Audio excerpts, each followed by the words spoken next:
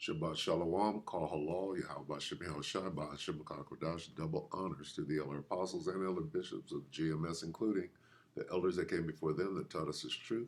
Shabbat Shalom and salutations to all the brothers that push in the word of truth and in sincerity, the hopeful elect tabernacle of David, to the Aquath that are listening and learning and being a pillar of rest, the 144,000 and 1/3, the hopeful elect of Israel. I'm the brother Yahshua. I'm back with the WW3 Daily Update.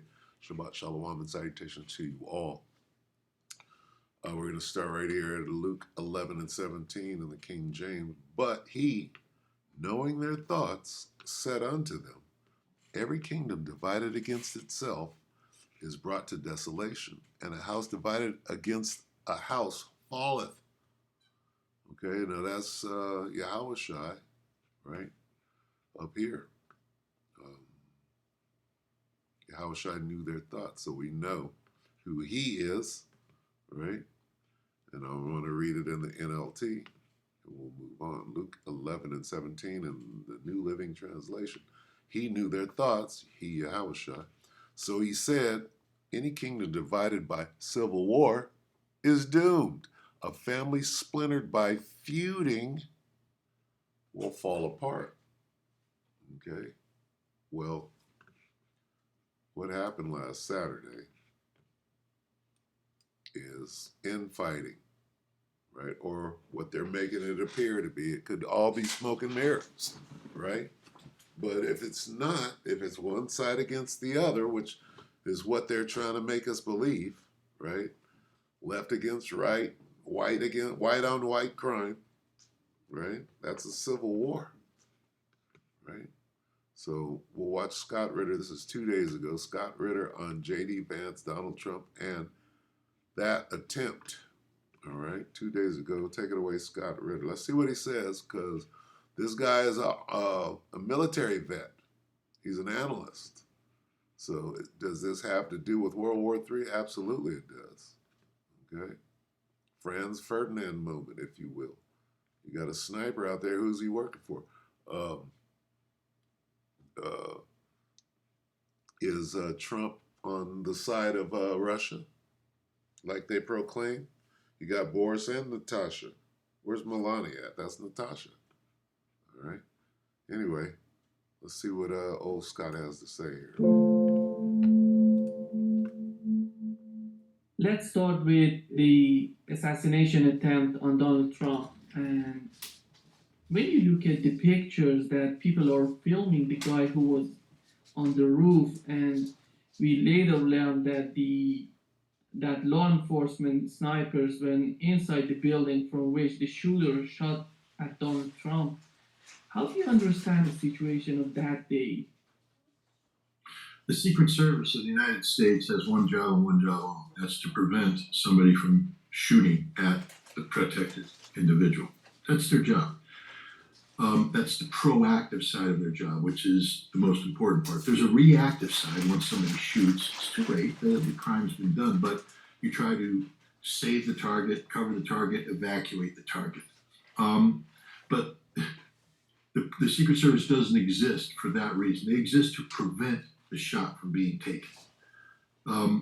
But Secret Service failed. There's no other way to interpret what happened than they failed.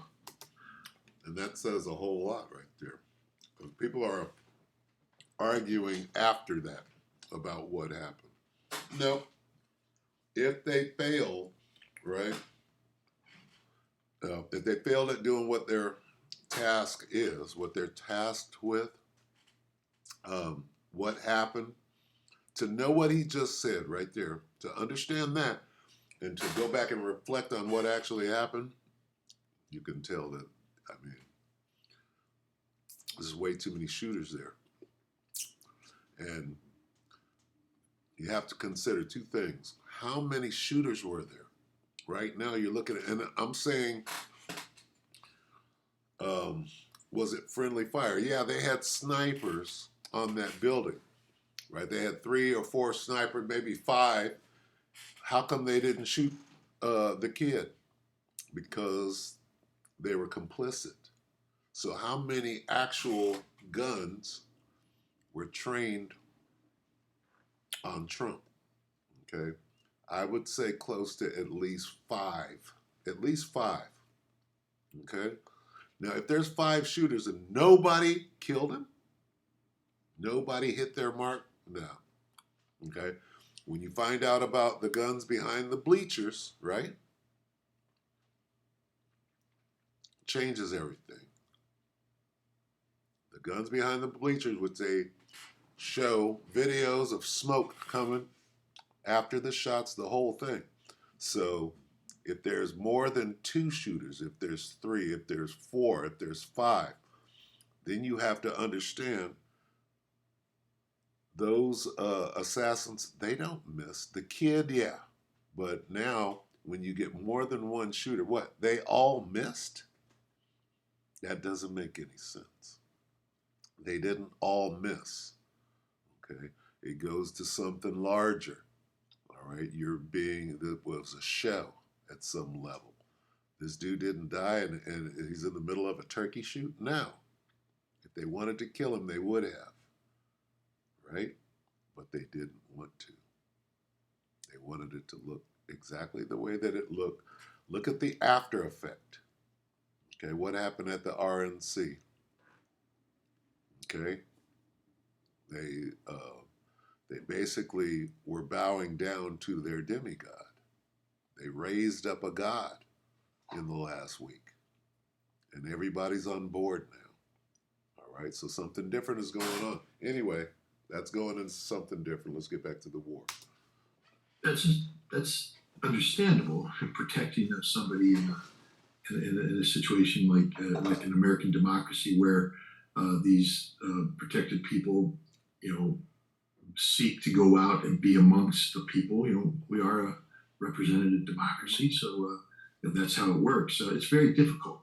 You can't guarantee that no one's going to be able to come up with something. But if, generally speaking, the Secret Service job is to eliminate all potential possibilities. That's their job. They do advanced surveys, security surveys, and then they come up with a plan. The Secret Service is a zero tolerance institution, meaning there's zero tolerance for failure. You can't fail. You can't. They relieve agents who make mistakes slightly. So they didn't fail. They succeeded in doing exactly what they wanted to do, which was for Trump to be shot at, right? For conspiracy theories to run wild. The whole thing, the way that it's layered and more shooters are appearing as the week goes on, it's all part of the plan. Okay? But the fact that he walked away when there were so many shooters tells you that was the plan for him to walk away. Okay, for him not to die. All right? Otherwise, you get more than one shooter, one guy can miss. 2 guys that were in on the hit, no. And then it's 3, and then it's 4, and it's 5. Then we don't even know how many shooters there were. Okay, and in one of the videos that was made, they had sound analysis, and there were up to 14, 15, 16 actual shots fired. Okay, which sounds like a firefight. All right, not 2 shooters. Right, there was a firefight going on up there.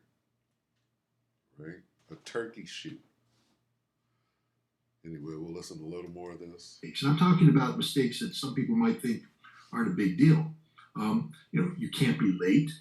You have to have attention to detail. If your kit's off by a little bit, anything. Why? Because one mistake could cascade into the error that causes a breakdown in the security that you're supposed to put around the person being protected. He understands the minute detail that goes into an operation like that. So he's he's laughing. He's like, "Come on, man." It was laughable what happened there. When you look at it, when you understand how the military works, even at its lowest, right, as enlisted, not at the top, which is Secret Service. Those guys are crack. So whatever we saw on that day was planned to go exactly the way it went, is what he's saying. Okay. However we saw it, that is exactly the way it was supposed to happen. That was the way they planned it, from everybody's positioning. Everything that happened was part of an overall plan, including for Trump to walk away, say fight, fight, fight, raise up his hand. All of that was pre-planned. Okay. The radios being on, being able to hear that, right? It was all theatrics. Right? If they wanted him dead, more than one shooter missing, no. No, they all didn't miss. Okay. They all missed on purpose. So he could walk away and become a demigod, which he is now. All right. Because he's going to be the next president, if you can't see that. We see it in the spirit. That's Caesar Nero, or Nero Caesar, who is about to go buck ass wild. As soon as he wins the president, we're going to see speaking as a sheep, but moving as a lamb, or however that scripture goes, right? He spoke as a sheep or as a lamb, but moved as a dragon. I have to get that. What happened with Donald Trump was not a mistake. This was so massive that it had to be deliberate. The Secret Service is an institution that has zero tolerance for mistake, zero tolerance for error. And if that's the approach when you're confronted with systemic failure of the system, it's deliberate. It can't be interpreted as any other way. Now, of course, we all want to wait and see what the investigation is, but here I have some concerns. Who's doing the investigation? If this is a systemic failure, the Warren Commission is doing the investigation. That the Secret Service was directly involved in facilitating the processes of the assassination attempt, that means the establishment is involved. It means, can you trust the Department of Homeland Security to investigate itself? It's investigating the Secret Service. The FBI's National Security Division is empowered by law to do this. But they're the ones that have been going after Donald Trump since 2016, Operation Crossfire Hurricane. The politicization and weaponization of national security apparatus against this man, Donald Trump, who has been classified, characterized by the President of the United States on down, the establishment, as representing an existential threat to American democracy, to America. But that's what they want us to believe. There's either one of two things going on here. Either they're all working together to create the illusion that he just mentioned, that he's some kind of existential threat, or they're working hard. Okay. On one side, you have them all working together. On the other side, they're fighting each other. Okay. Now, for you Jakes, neither one of those two options is good. Okay? Because they're coming after you anyway. All right? It doesn't matter, if they're having a civil war, which they're not. That's a part of a larger plan. Okay? Donald Trump is not against the deep state. He's working with them. Okay? All right? Now, are they going to cause a civil war with what they're doing? That's the plan. Okay. The plan is to cause a civil war. All right. And that we will see right here on American soil. But the question is whether that reaches to the top or whether they're all complicit at creating that as a whole. All right. We'll listen to a little more and I'll go ahead and shut it down. So, an existential threat. That's life and death. That means if this man is elected, America dies. That's what they're saying. You cannot allow this man to be elected under any circumstance. But that's not a And if that were true, he would be JFK'd right now. See, that was true for JFK. That's why all those people shooting at him, they didn't miss. Okay. But what we just saw the other day was a JFK setup where this guy walks away from a turkey shoot. That just don't happen unless, like he said, that was what the plan was. All right. call for assassination. What is? If you're speaking to the American people, saying this man poses a threat that is the equivalent of Adolf Hitler, and some have made that claim. What do? That's why, I have likened what happened to, a Stephen King novel that was turned into a movie called The Dead Zone. Christopher Walken played Johnny, school teacher, came out of a coma, had the ability to see into the future. And he runs into Greg Stilson, played by Martin Sheen, who was a guy running for the Senate. They shook hands, and Johnny saw the future. Stilson was going to become president and order a nuclear strike unprovoked against the Soviet Union, destroying the world. He went to his counselor, a Jew who survived the Holocaust. He said, if you could go back in time and kill Adolf Hitler to prevent the Holocaust, knowing you would die, would you do it? The guy said, yes, of course. Well, and anybody watching that movie, would sit there and shake their head. Yeah, of course. You got to kill Adolf Hitler. You got to kill Adolf Hitler. You don't let evil survive. So if Donald Trump is being called the modern day equivalent of Adolf Hitler, who, if he gets elected, poses an existential threat to the survival of America, what signal is the president sending? What signal is every senator who echoed that sending? And it's just too convenient. Okay. It's just too convenient. They all want the same thing, don't they? What do they want?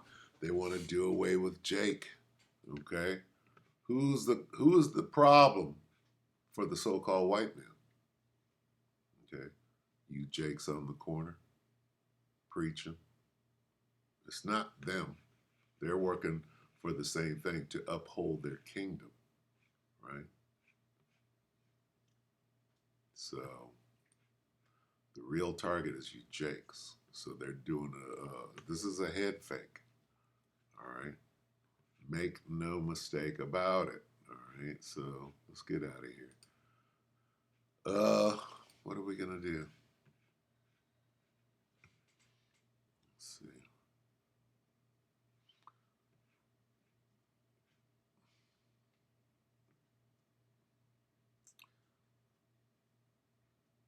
Let's see. Let's just get this.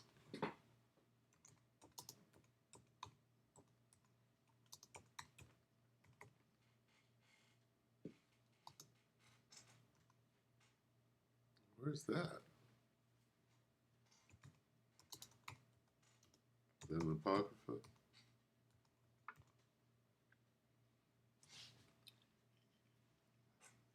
Must be.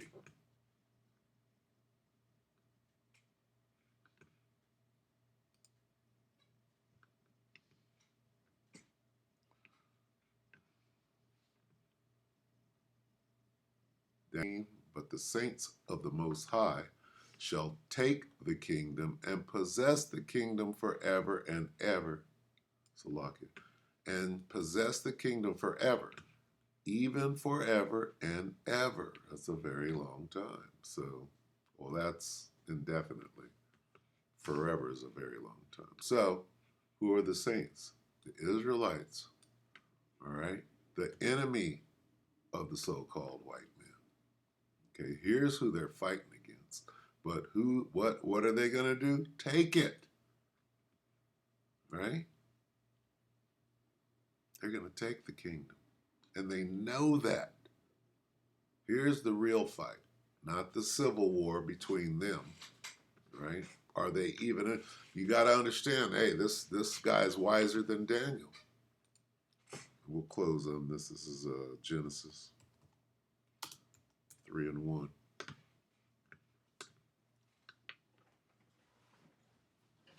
Genesis 3:1. Now the serpent was more subtle than any beast of the field which the Lord power hath made. That's all you need to know. Are they running a game, an end run? Absolutely. All right. Who's the target? Now the serpent was more subtle than any beast of the field which the Lord power hath made. And he said unto the woman, Yea, hath the Most High said, Ye shall not eat of every tree of the garden. But here's the point right here. Esau is more subtle than any beast of the field. Okay. Now we got to go here. Who's the target? Genesis 27 and 41. And Esau hated Jacob because of the blessing wherewith his father had blessed him. And Esau said in his heart, which is his mind, the days of mourning for my father are at hand. Then I'll get my target. Okay. Yeah, they might have some disagreements, but here's the target right here. It's you Jakes. Right? This. Then shall they know. Right? This is 2 Ezra 16 and 70. For there shall be in every place and in the next cities a great insurrection on who? Upon those that fear the Lord. The target. They shall be like madmen, sparing none, but still spoiling and destroying those that fear the Lord. For they shall waste and take away their goods and cast them out of their houses.